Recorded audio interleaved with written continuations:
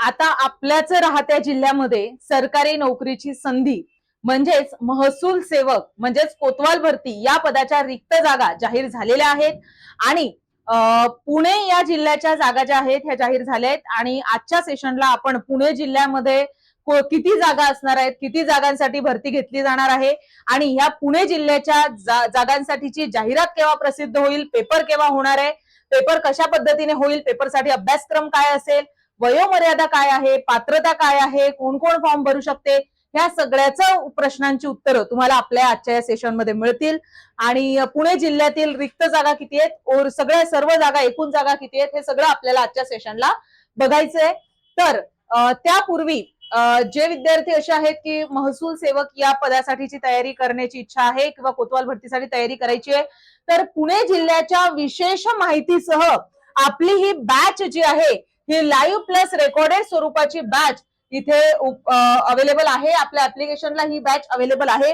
Batch मध्ये तुम्हाला सर्व विषयांचे व्हिडिओ मिळतील. सोबतच या बॅचच्या या 599 फीज मध्ये तुम्हाला सर्व previous year questions, test series, सोबतच सर्व विषयांचे लेक्चर्स आणि संपूर्ण कोतवाल भरतीबद्दलचं गायडन्स तुम्हाला या बॅच मध्ये मिळणार आहे.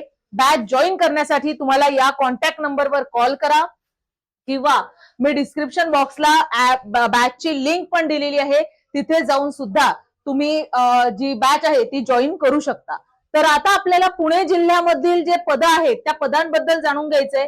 तर मंजूर पद बघा किती आहेत, तर 588 आणि अर्थातच जिल्ह्यामध्ये तालुक्यांनुसार हे पदाची संख्या जी असते ती ठरवली जात असते. तर मंजूर पद किती आहेत, 588. भरलेली पद आहे 439 पद त्यामधली भरली गेलेली आहेत आणि रिक्त पदे आहेत 149. तर पुणे जिल्ह्याची कोतवाल भरती ही 149 पदांची जाहिरात ही लवकरच प्रसिद्ध होईल. येत्या 1.5 महिन्यामध्ये, 1 ते 1.5 महिन्यामध्ये ही जाहिरात जी आहे ती प्रकाशित होणार आहे. आता फॉर्म कोण कोण भरू शकते, या पुणे जिल्हा कोतवाल भरतीसाठीची फॉर्म कोण कोण भरू शकते, तर जे विद्यार्थी इयत्ता 4थी पास असतील किंवा काही पदांसाठी 10वी, काही जिल्ह्यांसाठी ही 10वी बेसवर पण काढतात. तर अर्थातच जाहिरात आल्यानंतर ह्या आपल्याला सर्व क्लिअर होतील गोष्टी, पण किमान 4थी पास असणं गरजेचं असतं. आणि वयोमर्यादा 18 वर्ष आहे आणि जास्तीत जास्त वयोमर्यादा 40 वर्ष असणं गरजेचं आहे. सोबतच यामध्ये अनुसूचित जाती, अनुसूचित जमाती, नंतर इतर मागासवर्गीय यांच्यासाठी राखीव जागा देखील असतात.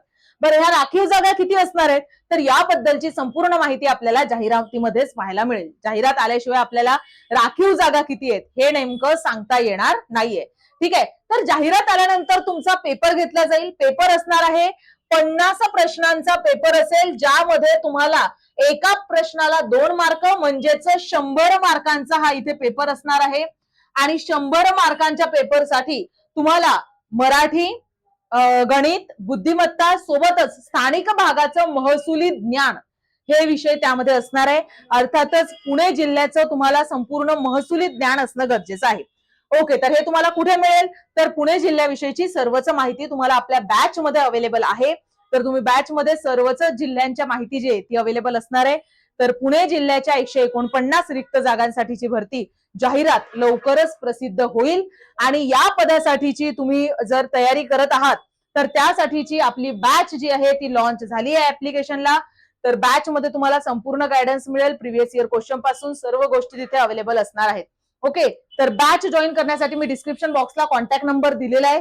सोबत डिस्क्रिप्शन बॉक्सला तिथे मी तुम्हाला ऍपची लिंक दिलेली आहे, बॅचची लिंक दिलेली आहे, तिथे जाऊन सुद्धा तुम्ही बॅच जॉईन करू शकता. ओके, आणि सोबतच तुम्हाला या कोतवाल भरती पदासाठीच्या कोणत्याही अडचणी असतील, कोणतेही प्रश्न असतील तर नक्की मला चॅट बॉक्सला सांगा. आपण त्यावर एक स्पेशल व्हिडिओ घेऊ किंवा मी तुम्हाला त्याचा चॅट बॉक्स मध्ये रिप्लाय देखील करते की तुमचे जेही प्रश्न असतील, अडचणी असतील तर त्यावर आपण नक्की उत्तर देणार आहोत. ठीक आहे, थँक्यू.